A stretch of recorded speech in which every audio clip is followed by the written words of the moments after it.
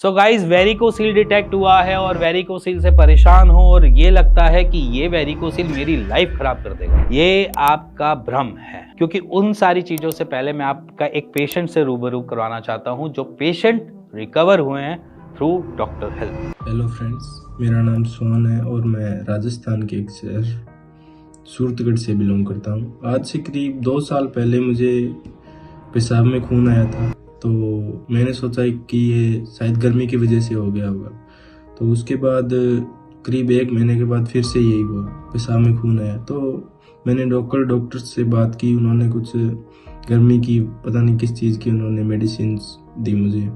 उसके बाद फिर से करीब 1 महीने के बाद खून और आ गया, यानी कि 3 महीने बीत चुके थे। उसके बाद मैंने बीकानेर के एक यूरोलॉजिस्ट है उनसे बात की, उन्होंने एक रिपोर्ट करवाई और उन्होंने मुझे बताया कि आपको वेरिकोसील है जो कि 4th स्टेज पे है। तो उन्होंने मुझे कहा कि आपका ऑपरेशन होगा, आपको ऑपरेशन से इसका निजात मिल सकता है। तो मैं थोड़ा घबरा गया था, तो मैंने ऑपरेशन का उनको मना कर दिया, मैंने कहा मैं नहीं करवाऊंगा। उसके बाद मैं घर आ गया और करीब 2 महीने तक मैं डिप्रेशन में रहा था। उसके बाद मुझे लगा कि इसका कुछ करना चाहिए, तो मेरे सामने डॉक्टर हेल्थ का एक वीडियो आया था। डॉक्टर ऋतिक से मेरी बात उसी टाइम हुई थी, उस वीडियो देखने के बाद।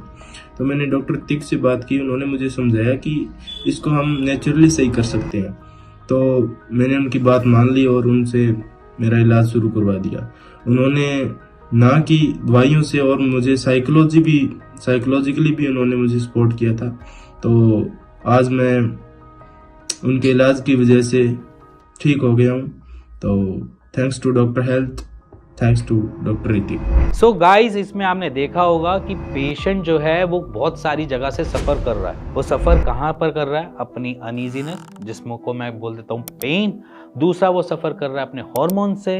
हार्मोन्स क्यों? क्योंकि जब वेरिकोसील होता है तो हमारे हार्मोन्स इंपैक्ट होते हैं, कॉज बाय हमारे टेस्टिस की फंक्शनिंग कम होनी चालू हो जाती है, जिसकी वजह से हमें देखा जाता है कि हमारे LH FSH बढ़ना या फिर टेस्टोस्टेरोन लेवल का थोड़ा सा कम होना हमारी बॉडी को इम्पैक्ट डाल देता है। इसी के साथ साथ हमारे अंदर एक डर भी आ जाता है जब वेरिकोसील होता है, क्योंकि हम आसपास के लोगों से सुन चुके होते हैं कि वेरिकोसील हुआ है तो भाई स्पर्म काउंट कम होने वाले हैं। तो स्पर्म काउंट की वजह से हम और ज़्यादा परेशान होते हैं, क्योंकि हमारे अंदर एक बाप बनने की उम्मीद जो होती है उसको डूबता देख हम परेशान और ज़्यादा होते हैं। क्योंकि कोई भी ट्रीटमेंट, चाहे वो सर्जरी हो, चाहे वो आयुर्वेदिक हो, चाहे वो होम्योपैथी हो, सब ट्रीटमेंट का प्रोसीजर थोड़े थोड़े डिफरेंट है। जैसे कि एलोपैथी आपको रिकमेंड करता है सर्जरी, आयुर्वेद आपको कहता है कि आपको ज़रूरत ही नहीं है सर्जरी की।